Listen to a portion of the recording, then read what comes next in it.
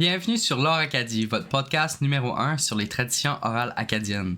Cette semaine ici, dans les histoires vécues, on va parler d'un couple de la péninsule acadienne qui a eu des expériences avec une planche Ouija, une maison hantée, puis aussi un loup-garou. Vers la fin, on discute un petit peu la question de la semaine qui était étant jeune, quelle histoire vos parents vous ont-ils raconté pour vous forcer à aller vous coucher plus tôt?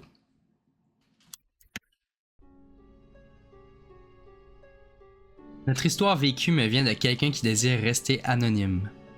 Ça fait déjà 2 mois que moi et ma conjointe on a emménagé dans une nouvelle maison. Depuis le début, on entend des choses bizarres.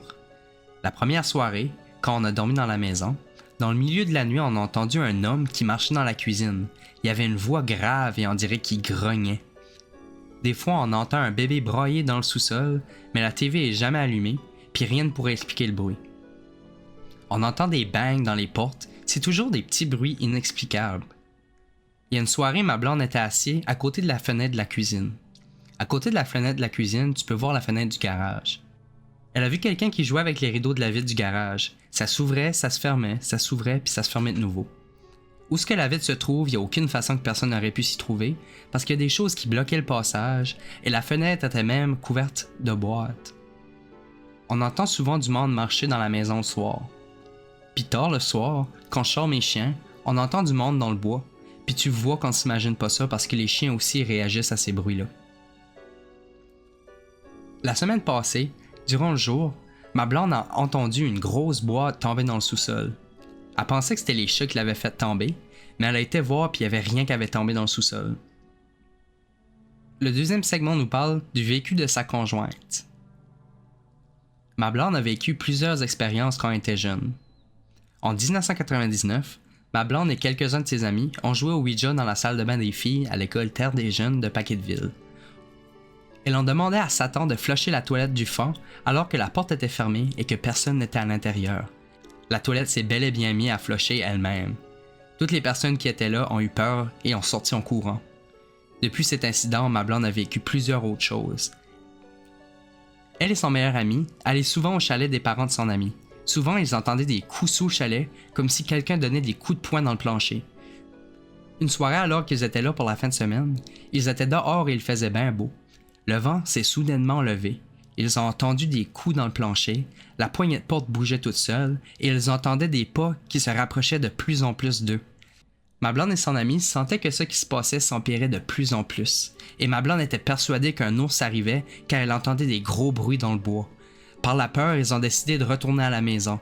En startant le 4 roues, rien ne marchait. Le 4 roues était pourtant neuf. Ça a pris un bon 2 minutes à réussir à le starter. Quand ils ont finalement parti, une bête ressemblant à un loup-garou les suivait. La bête avait les pattes par en arrière. Elle courait comme si qu'elle courait d'à reculant. Ils ont eu tellement peur qu'ils ont juste voulu partir au plus vite avec le 4 roues. Ils roulaient à environ 80 km/h, donc éventuellement la bête a arrêté de les suivre. Quand ils sont arrivés à la maison et ils ont parlé de ça aux parents de son ami, personne ne les croyait. Le lendemain, le père de son ami est retourné voir au chalet et effectivement, il a vu des traces de pas à l'envers dans la vase. Au fil des années, ma blonde a vécu toutes sortes de choses classiques, comme elle voit souvent un homme habillé en noir avec un gros chapeau, elle s'est fait toucher souvent, elle a souvent entendu des voix, etc. Je crois aussi qu'elle est plus ouverte à voir ces choses-là que moi. Moi, je suis plus dans le ressenti. J'ai souvent l'impression que quelqu'un me regarde et je ressens souvent des choses dans ma maison.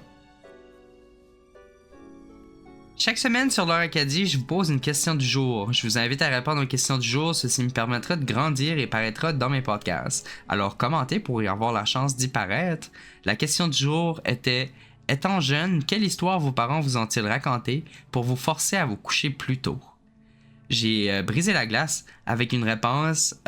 Pour moi, c'était toujours relié aux orignaux. J'avais une peur bleue des orignals quand j'étais jeune.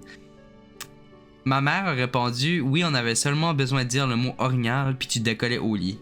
Mimi, elle nous disait: le bonhomme 7 heures va passer. Sylvette Savoie, elle, a commenté: aucune. Quand le père nous disait d'aller se coucher, on y allait.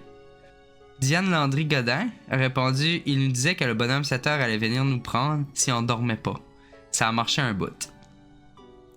Bianca Clément a répondu: mes parents me disaient d'aller me coucher pour le bonhomme 7 heures.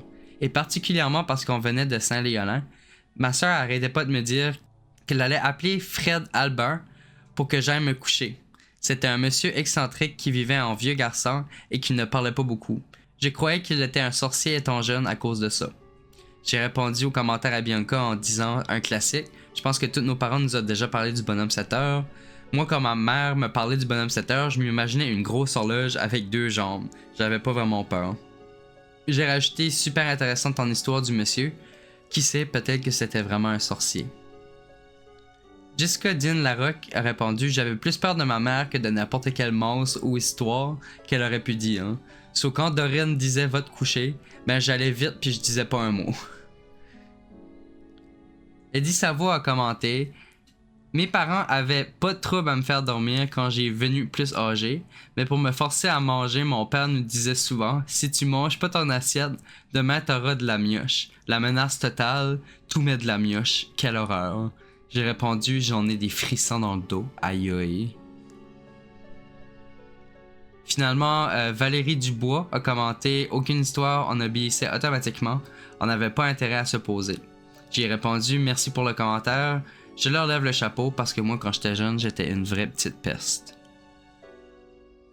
Je vous remercie mille et une fois pour votre support. J'aimerais vous inviter à aller voir ma page Facebook, Instagram, puis YouTube à Laure Acadie et aussi garder l'oreille ouverte pour chaque mercredi de 9h à 10h. Je suis sur les ondes de LP Web. Je vous dis à la prochaine fois.